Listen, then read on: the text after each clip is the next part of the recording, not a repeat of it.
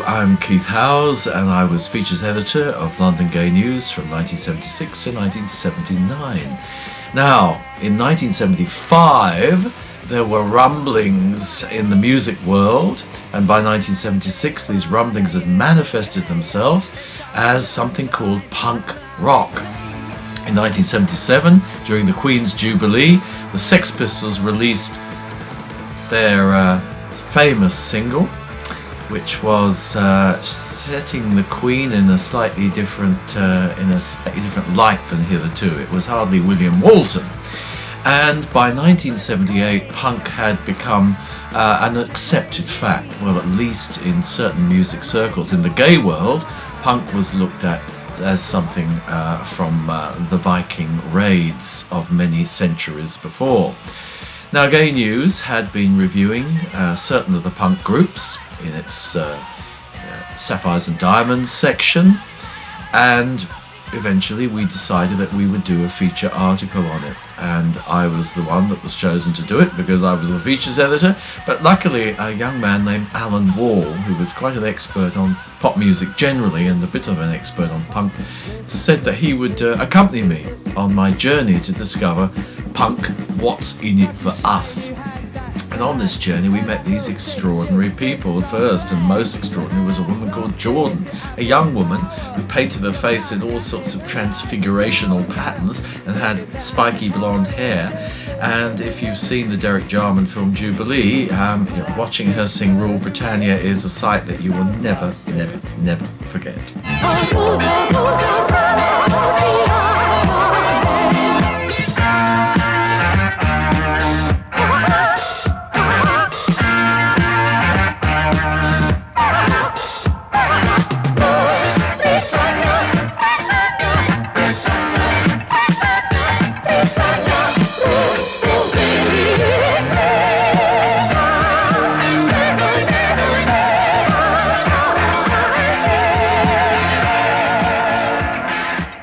Now, Jordan was a spunky, not to say spiky young lady who had very, very definite ideas on the gay scene. And basically she thought gays were a load of wimps. Weak.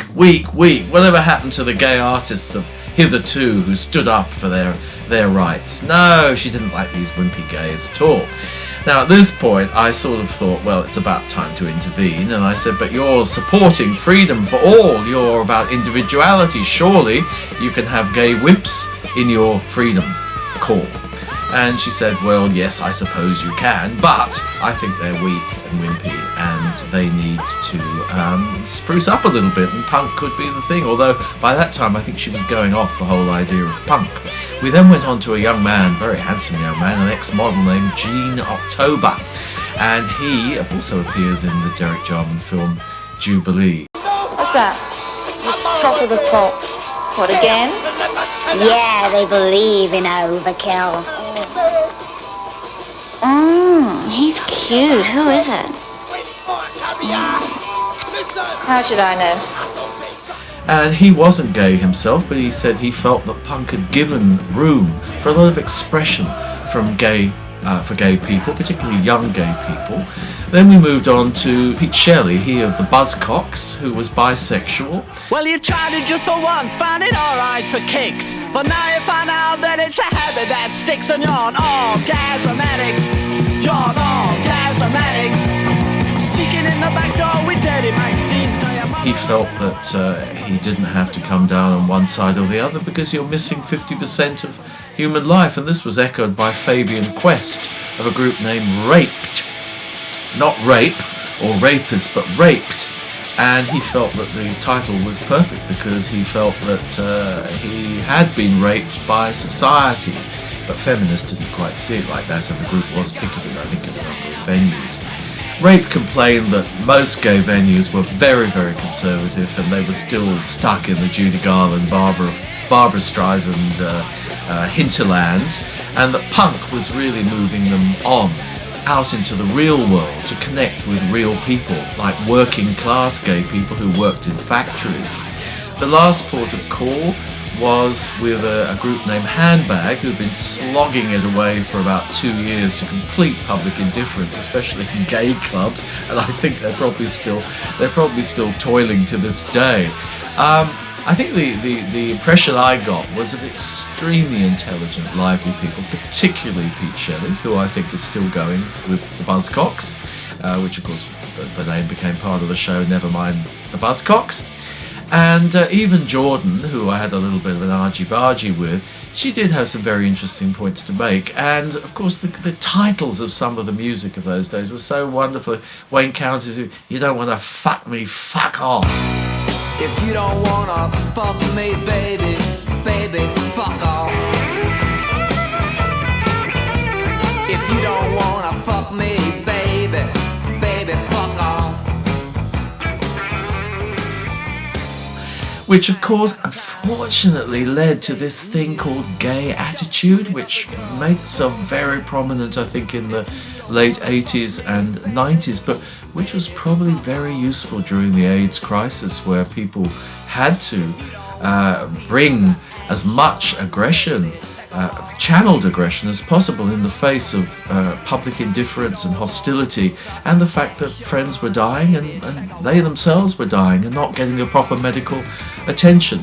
So I think punk, which of course has stayed in one form or another into the 21st century, was a remarkable movement. I think visually, of course, it was stunning because it was using very, very simple materials, also garbage type materials, particularly plastic, to make its point about the way the world was going.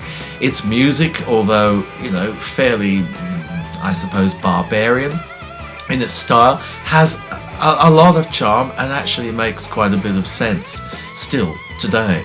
So I think this article that we did, Alan and I, did make a mark. I think that the image of the Judy Garland record being put in the dustbin is something which was very necessary, because I think we were still stuck in this 30s and 40s Hollywood world, and punk just tipped that out with the garbage. It simply wasn't relevant.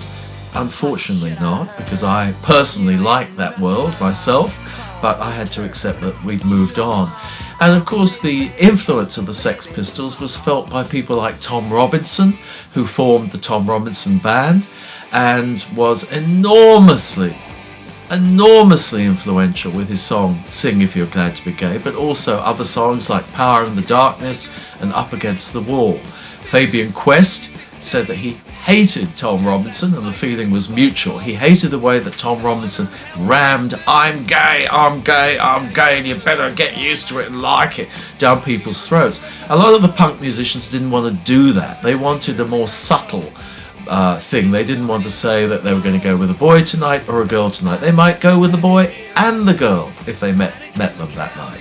They were trying to open up the gay world to a much more freeing world than the world that was evidenced by gay liberation and indeed by Tom Robinson. Good though he was, Tom is still going strong. I think he's done a lot of work for the BBC in the last 10 years.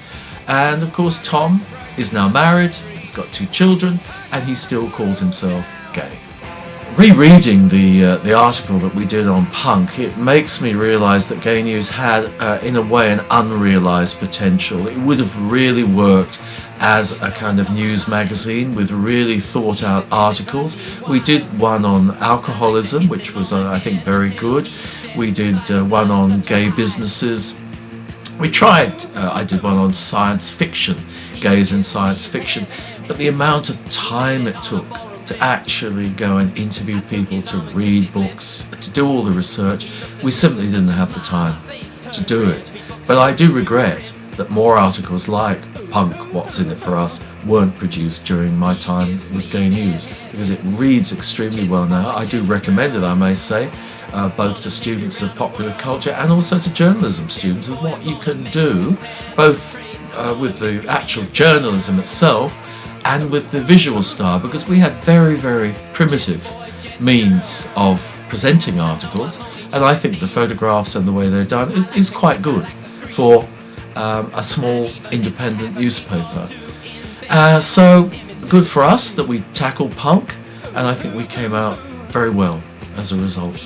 generally when we came to the visual, we left it to Jean-Claude Thévenin and Glenn Platz to do it, but often I'd work with them looking for a visual style. When we did the article on Tom Robinson, we decided that we'd forget the gutter between the two pages. We'd actually put the photographs across the two pages, which just hadn't been done. And I remember Dennis Lemon was very, very against us breaking the rules and doing it, and I insisted because we were changing, we were breaking the rules. That's what punk and rock was all about. And in my time I also interviewed Patti Smith. Patti Smith, of course, was part of the New York movement in the 70s. She was associated both personally and professionally with Robert Mapplethorpe.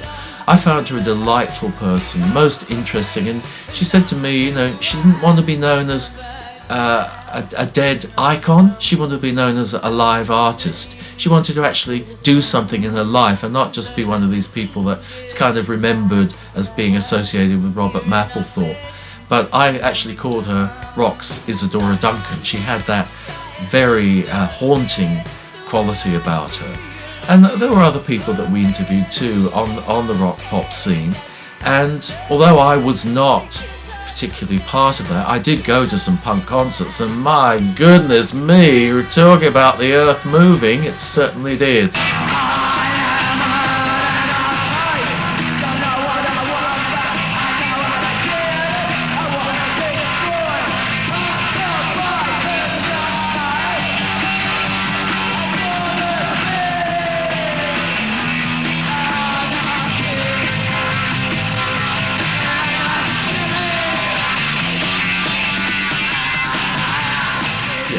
We had to be cognizant that we had a very wide readership, and we were essentially not getting through to young gay people.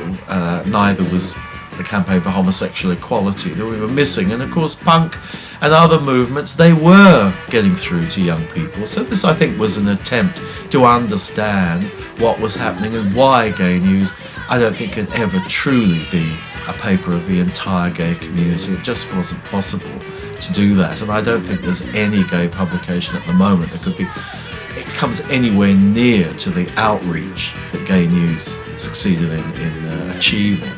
And I'm very proud of that, and I think that was very much part of how it began. It began through the gay movement, it began partly through CHE.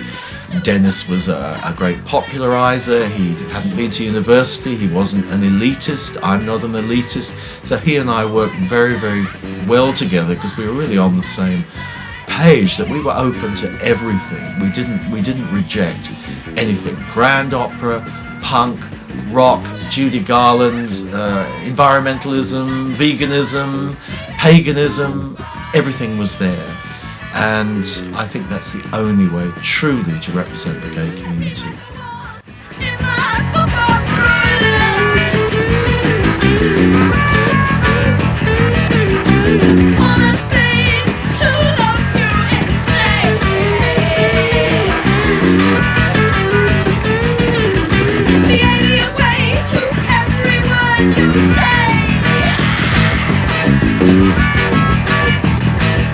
Is an inspiration to an audience.